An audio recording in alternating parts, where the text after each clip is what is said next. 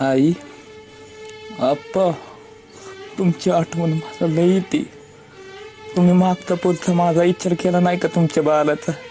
कोण त्याला समरण, कोण त्याला बघन, असं सोडून गेला की वनवात पडलंय तुमचं बाळ. आई, कशाला ग मला सोडून गेली तू? तुझी लय आठवण येते आई.